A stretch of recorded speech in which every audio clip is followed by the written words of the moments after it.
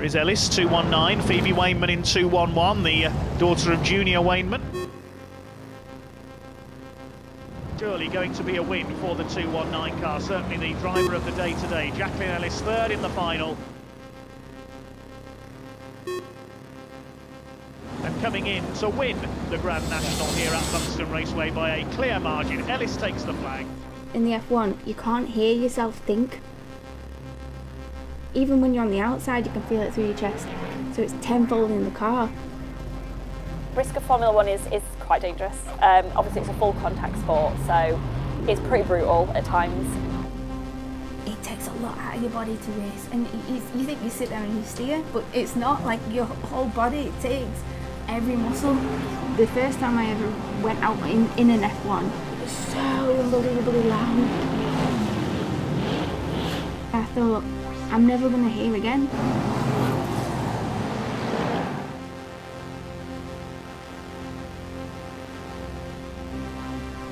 The sound of the engine itself is such a beautiful sound. So Phoebe Hawkins used to be Wainman. My name is Jacqueline Fairhurst now. I was Jacqueline Ellis when I first started racing. Racing in general, I've been going since I was about 3 months old. I went to my first meeting when I was a couple of months old, so it's very hard to say, because obviously my granddad raced, my dad races, but it's like a full family thing, so I've been going since I was a very, very little baby. I'm third generation racing driver in my family now. So my dad used to race, my granddad used to race, and my mum raced now and again as well. So she used to race Lady Bangers. My earliest memory of being at racing is probably at Coventry Stadium. They used to have the piles of shale outside of the track in the pits, and we just used to play in there as kids. My earliest memory of racing is probably when my dad used to race Bangers. And he used to take us round in his car when he'd won with a checkered flag. The earliest memory I could think of stock cars was probably when I was 14 and I saw kids driving.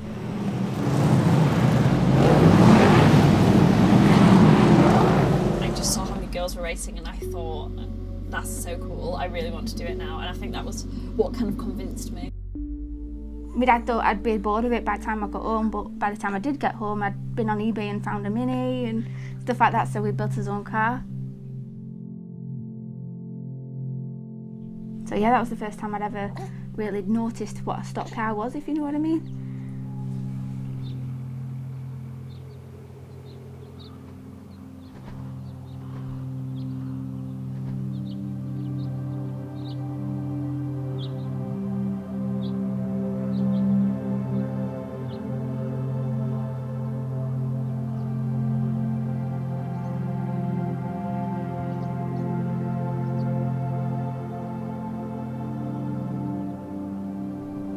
Racing is like, I can't explain it. It's a little bit like giving birth in a way, because it's like you're euphoric, and if you don't feel like that, then you shouldn't get in the car, really.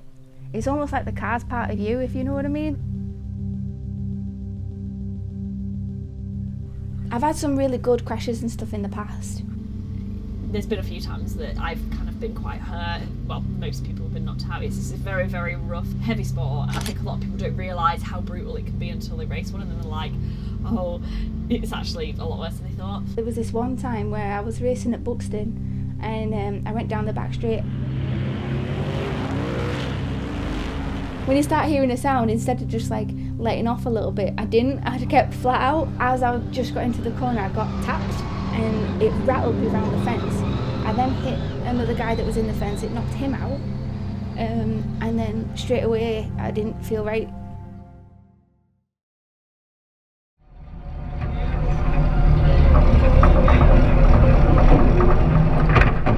As I was in my car, I got a nosebleed, and I thought, oh Christ. I went into the ambulance and they said, oh, you need to get checked up, but we were always like, yeah, we always need to get checked up. I had concussion in my brain was swelling, but as the swelling was going down, that's when the bleed presented itself. I just wanted to do a quick video, even though it's probably not going to be very quick with the way that I am struggling with my speech at the moment.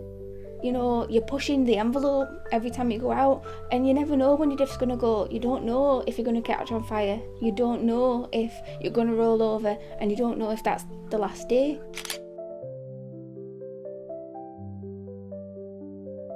I ended up with losing my speech for about 3 months.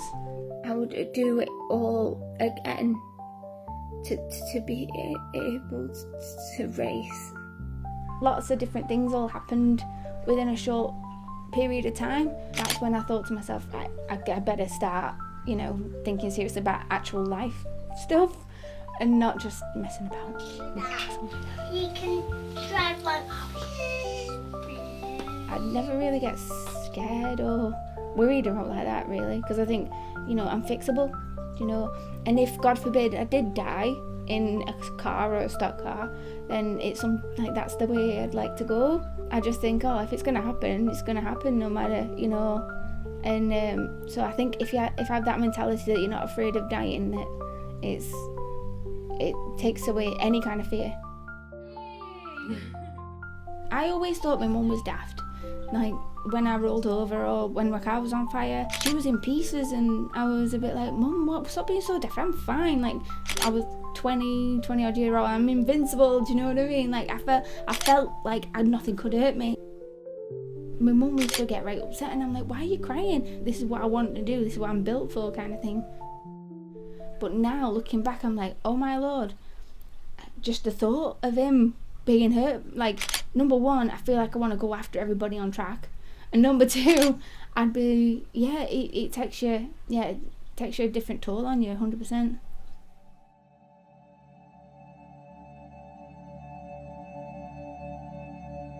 To race, you have to kind of be selfish, and to be a mum, you've got to be completely selfless. And it's the weirdest thing, because if I had the same crash now, and it had similar or different, you know, circumstances afterwards, the first thing you think about is your kids. A lot of people don't really realise that when they're asking me like, oh, you're going to be back out racing. My whole life has completely changed now.